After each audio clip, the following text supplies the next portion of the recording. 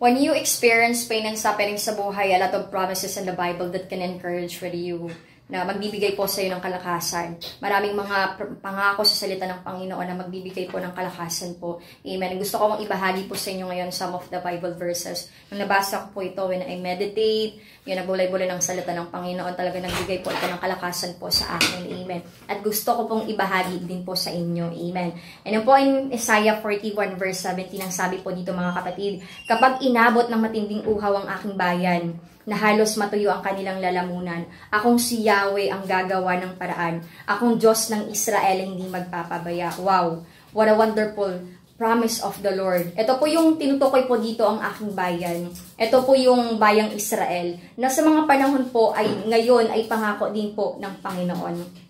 Amen. Sapagkat po, ang Panginoon siya po ang Diyos po noon, ngayon at pagpakailanman.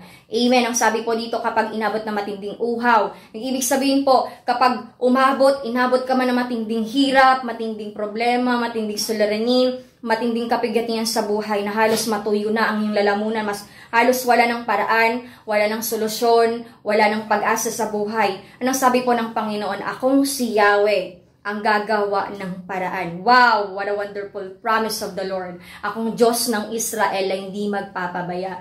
Amen! Hallelujah! Nung nabasa ko po ito, grabe nagbigay po ng kalakasan po sa akin. Amen! Because you know what? When you are walking in the Lord, hindi po madali, di ba po? A lot of persecution, hirap na mararanasan mo. But you know what? Ang sabi ng Panginoon, Amen, akong si Yahweh, ang gagawa ng paraan. Akong Diyos ng Israel ay hindi magpapabaya. Kung sa mga oras na to nakakaranas ka ng pigati, suliranin, sa buhay, hirap, na yung nararanasan sa paglilingkod mo sa Panginoon, kabila-kabila na parang halos wala ng solusyon. But the Lord said, akong si Yahweh, gagawa ng paraan. Akong Diyos ng Israel ay hindi magpapabaya. Amen. And that is Isaiah 41 verse 17. Amen. Ito pa po Isaiah 43 verse 2. Ang sabi po dito, kapag dumaan ka man sa malalim, kapag dumaan ka sa malalim na tubig, sasamahan kita. Tumawid ka man sa mga ilog, hindi ka malulunod. Dumaan ka man sa apoy, hindi ka masusunog, hindi ka matutupok. Dumaan ka man sa matinding pigati, matinding problema sa buhay, matinding suliranin, kapigatian, hirap, problema sa buhay, ng sabi ng Panginoon. Dumaan ka man sa mga yan, sasamahan kita. Amen. The Lord is with you, hindi ka nag-iisa. Amen. Tumawid ka man sa mga ilog, sabi ng Panginoon, tumawid ka lang, hindi ka lumangoy. And sometimes po kasi mga kapatid, ang trabaho po ng Panginoon ay tinatrabaho po natin, kaya hindi po natin nakikita ang kapangyarihan po ng Panginoon, pagkilos po ng Panginoon.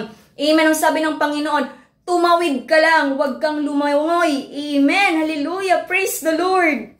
Ang sabi po dito, dumaan ka man sa apoy, hindi ka masusunog, hindi ka matutupok. Amen. Kapag dumaan ka man sa mga yan, hindi ka papabayaan ng Panginoon because the Lord wants you to be overcomer, to be a victorious in life. Amen. Praise the Lord. 1 Corinthians 10:13, sabi nga po dito, there's assurance of victory here, that every test that you experience, the kind that normally comes to people, but God keeps His promise and He will not allow you to be tested beyond your power to remain firm. At the time you are put to the test, He will give you the strength to endure it and so provide you with a way out. Nang ibig sabihin po ng Panginoon, na yung mga nararanasan mo sa mga oras na nakakaranas ka man ng pigati, problema sa buhay, suliranin, hirap sa buhay, na sabi ng Panginoon, ito ay naranasan din ng mga noong panahon at kahit sa mga oras na ito, nararanasan din po yan ng tao. Amen. Because we live in a fallen world. Nakatira po tayo. Amen. Sa imperfect world. Na iba't ibang klase ang nararanasan po natin dito sa mundong ibabaw. Nasabi ng Panginoon, every test that you experience, the kind that normally comes to people, ito'y nararanasan ng mga tao.